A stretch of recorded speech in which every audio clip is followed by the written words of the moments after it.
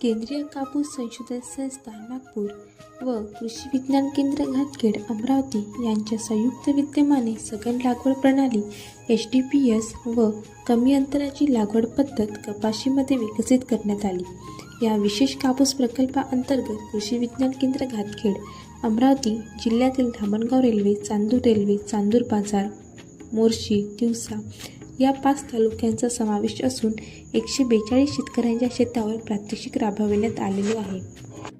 सघन लागवड प्रणालीमध्ये हलक्या जमिनीवर 3 बाय अर्धा फूट या अंतरावर लागवड केली असता जवळपास 29,629 झाडे, तर कमी अंतराची लागवड पद्धतीमध्ये मध्यम ते खोल जमिनीवर 3 बाय 1 फूट या अंतरावर लागवड केली असता जवळपास 14,814 झाडे लावली जातात।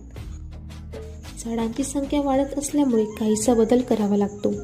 सर्वप्रथम अनुकूल असे वाण निवडावे लागेल। अंकुर सीड्सचे 3028, 3106, 888, साकेत, कीर्ती हे वाण अनुकूल असे आहे।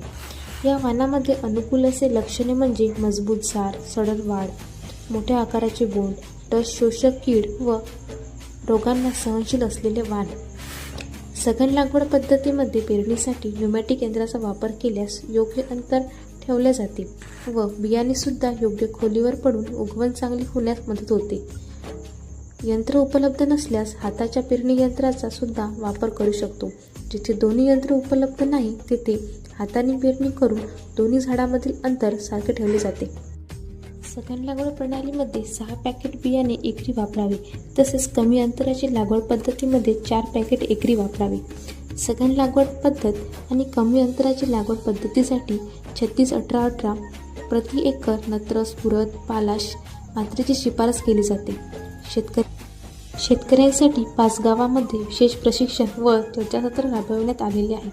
त्यामध्ये त्यांना पिकांची अतिरिक्त वाढ रोखण्यासाठी चमत्कारची फवारणी 45, 65 व आवश्यकता असल्यास 85 दिवसांनी फवारणी केल्यास झाडांची अनावश्यक वाढ नियंत्रणात राहील। प्रशिक्षणाद्वारे शेतकऱ्यांना तण व्यवस्थापन व रोगांच्या नियंत्रणाबद्दल मार्गदर्शन करण्यात आले आहे।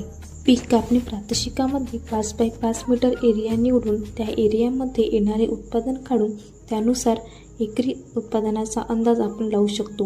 हे प्रात्यक्षिक घेऊन आम्ही शेतकऱ्यांना येणारे उत्पादन काढून त्यांना उत्पादनात आणखी वाढ कशी करता येईल याबद्दल मार्गदर्शन करण्यात आले।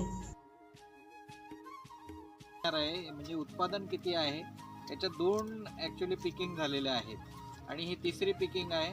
तिसऱ्या पिकिंगला म्हणजे तिसरी वेचणी आहे, तिसऱ्या वेचणीला आपण किती कापूस होणार आहे हे 5 बाय 5 मीटर असं आपण क्षेत्र आखलेलं आहे आणि 5 बाय 5 मीटरच्या क्षेत्रामध्ये आपण ही तिसरी पिकिंग किती येत आहे ते आपण पाहणार आहोत।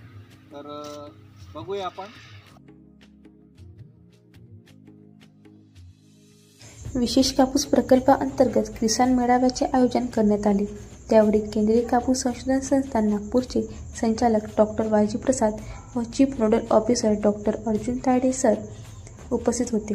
त्यांच्याकडून सर्व शेतकऱ्यांना मार्गदर्शन करण्यात आले व सर्व शेतकऱ्यांनी सघन लागवड पद्धतीचा अवलंब करावा व कपाशीचे उत्पादन वाढवावे असे आवाहन केले। या प्रकल्पामध्ये अधिक उत्पादन घेणारे शेतकरी श्री संजय लांजेवार व प्रशांत देनकर यांचा गौरव सत्कार करण्यात आला। ज्या शेतकऱ्यांनी जास्तीत जास्त उत्पन्न घेतले आहे अशा धामणगाव रेल्वे, चांदूर रेल्वे, मोर्शी, तिवसा या 4 तालुक्यातील शेतकऱ्यांच्या शेतामध्ये आम्ही प्रक्षेत्र दिनाचे कार्यक्रम साजरे केले। या कार्यक्रमामध्ये शेतकऱ्यांच्या चांगल्या प्रतिक्रिया मिळाल्या आणि शेतकऱ्यांनी आपले अनुभव व्यक्त केले। निघाला हा कापूस जवळपास 15 क्विंटल निघाला आणि हा तिसरा ह्याचा चालू आहे। क्षेत्र किती आपलं 2 एकरामध्ये 15 क्विंटल निघालेलं आहे आणि आता किती निघण्याची अपेक्षा आहे तुम्हाला? टोटल हा 25 पर्यंत जाईल आहे आपण 2 एकरामध्ये जे हिरवे बोंड पाहतोय आपण आणि जे फुटलेले पाहतोय आणि जो निघालेला आहे ते सगळं पकडून आपल्याला 25 अपेक्षा आहे। मग आता हे 25 क्विंटल 2 एकरामध्ये निघाला म्हणजे 12.5 तुम्ही जाल। तर तुम्ही आतापर्यंत माझ्या शेतामध्ये 9 क्विंटल कापूस निघून मोकळा झालेला आहे आणि आता हा तिसरा विस्तार 3 ते 3.5 क्विंटलपर्यंत निघायची अपेक्षा आहे आणि समोर जो निघल तो वेगळा समजा म्हणजे तरी 14-15 पर्यंत जायची शक्यता आहे माझी। यावर्षी याच्या अगोदर मला 7 ते 8-9 क्विंटलपर्यंत कापूस झाला होता इथं, पण यावर्षी 14-15 पर्यंत होते होऊ शकते समजा। याच्यातलं अंतर कमी केल्या कारणानं संख्येचं प्रमाण वाढलं आणि उत्पन्नात पण चांगली वाढ झाली. याच्या अगोदर मला पारंपरिक पद्धतीमध्ये कपाशीची वेचणी 4 ते 5 वेळा करावी लागते, पण सघन लागवड पद्धतीमध्ये 2 ते 3 वेळा वेचणी करून जास्तीत जास्त उत्पन्न मिळते व मजुरांचा खर्च कमी होतो.